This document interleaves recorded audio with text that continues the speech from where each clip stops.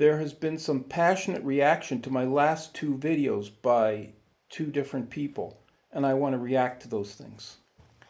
This guy makes the point that people are controlled by money.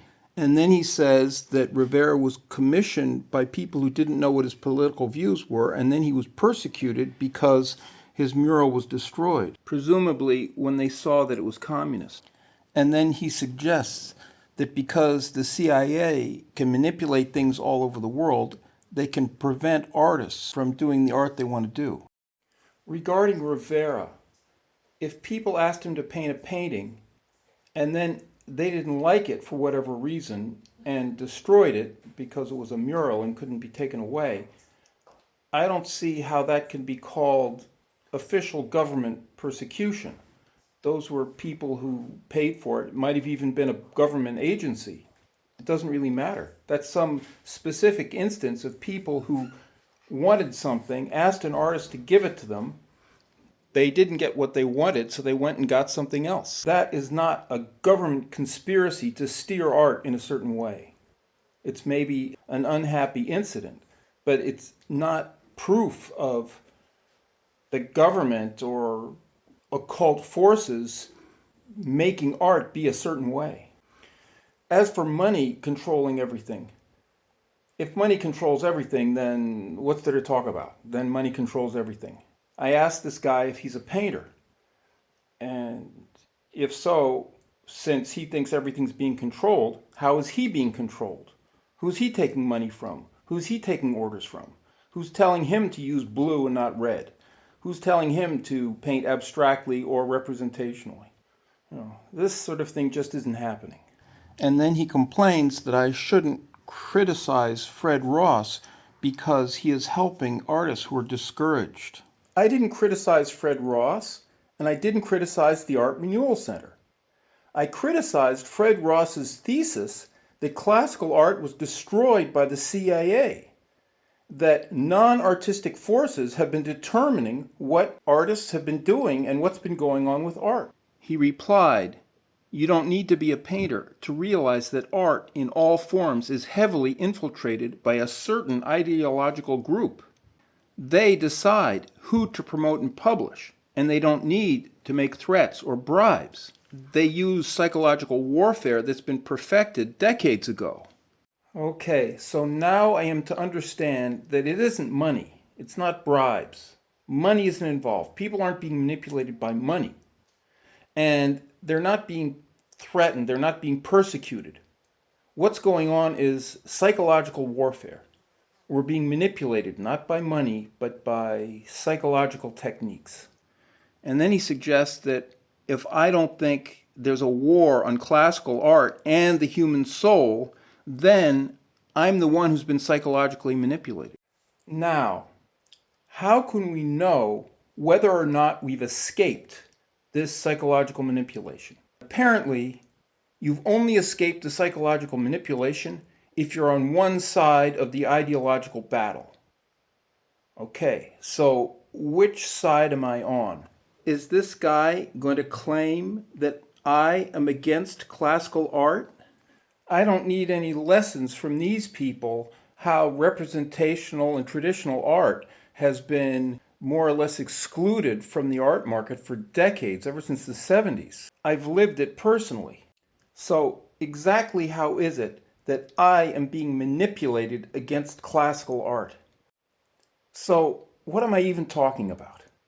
My criticism is about the idea that what happened with art and the exclusion that traditional art has suffered under for so long has been caused by the government, by the CIA, by some cabal of non-artists who are manipulating the painters. Obviously, there's been a lot going on in the art world, but the CIA is not behind it.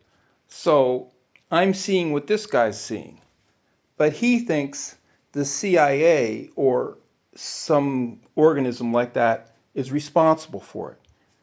Apparently, the artists have nothing to do with it. Most of the degenerate contemporary art is very easy to do. So if these so-called artists are being manipulated by some non-art organization for ideological purposes, can we even call them artists? Is it even art? Then Tarek jumped in and he said, you don't have to control the artists and painters. You control their reach and popularity.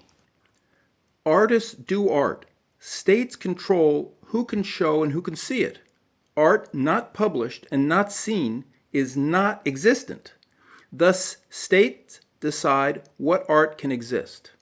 Of course, artists adjust to external forces, and I know about art that was prohibited when created and later found fame because states became more liberal. Tarek is saying prohibited, but what he means is that it wasn't accepted to be part of some show, that it wasn't accepted in some big gallery. Exclusion is not prohibition. And exclusion means exclusion from the big prestigious things because, say, an excluded artist like me, I always managed to have shows in little places and sell a few paintings, and I got by. So what are we talking about? We're talking about the people who run the big institutions, the heads of the big art museums, and the administrators of the national cultural institutions. All right, who are these people? Do they come from nowhere? Are they ideological bureaucrats who have nothing to do with the arts? These people are all artists in one way or another.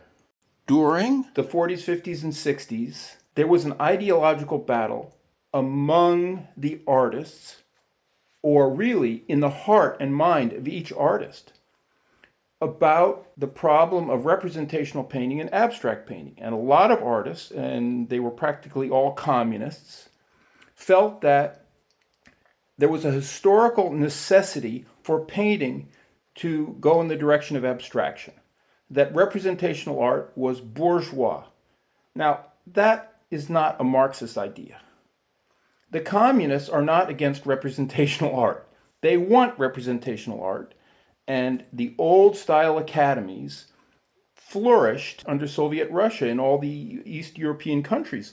They flourished because they wanted painters who could illustrate the triumph of the proletariat and the downfall of the capitalists. So this idea that the artists had, that the arc of history demanded that painting become abstract, was a purely painting idea. It has a political color. It's based on Marxism in this strange way. But it's not really a political idea. It's a crazy painting idea based on how Marxism ran away with the world. So when that artistic idea pushed painting very far into abstraction, and I know painters who went towards abstraction and backed off from it. There was a whole hula dance going on in the 40s and 50s about that. And some artists did a lot of abstract work and then went back. The most famous case is Philip Guston, and that was a great scandal when he abandoned abstract painting. So who were the people in charge of the museums and the galleries and the publications and eventually these little government bureaus that hand out grants and so on? Well, they were people who had been involved in the arts and involved in these things.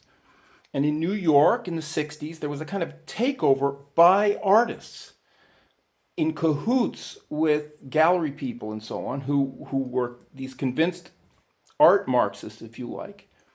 And that had an effect on things. And it became a popular thing. And so, but my father, he wasn't an abstract painter, and he got a Fulbright, and that happened to lots of artists. So in the 40s and 50s, it was just what the situation was. The CIA hadn't had any effect on forcing people to become abstract painters. That was a cabal of artists in the 60s in New York who put that over. And the effect was never universal or permanent. Right away, you started having all kinds of representational painting coming in. I've given millions of examples of this in my book and in other videos. But then it's true that you did have you can call it an institutional preponderance in favor of these progressive things. But that's because the artists had all been communists and they all became progressives and they all felt that art had to continue on the arc of history, and everybody was involved with that. And even the artists who were left behind, such as myself, and didn't want to go on that arc of history, we were caught up in the question, well, is the arc of history something you have to follow? It was a question you had to face. And now the way the question is being dealt with is people are saying, well, the arc of history is back to classical painting. And this has been a big mistake. So the whole problem of being on the arc of history and the problem of progressivism hasn't really disappeared. Now people want to control the zeitgeist. So, okay, the zeitgeist went one way. Now we want it to go another way. So we're going to push it that way. My idea is that art is something permanent. It takes all these different forms. There's all these different styles and different approaches and different content. But there's something called painting. You can do all kinds of things with it. You can do bad things with it. But you can also do it well or badly. What I call evil art is paintings that are well made, but that are socially irresponsible. They glamorize bad things. And then there is bad painting that tries to praise good things. Well, so there's all these possibilities, but the essential thing is painting and being able to paint well, if that's what art means. So my criticism of classical realism and the kind of art promoted by the Art Renewal Center is that it's bad painting. And the point behind that is that if you are stuck in this idea that this is important painting, some people will admit that it's not very good, but it's important painting and it's the direction we should go because we've been pushed in this bad direction by institutions. So we need new institutions to support a good direction. No institution is going to support a good direction. Institutions can't support a good direction. You have to have painters who want something.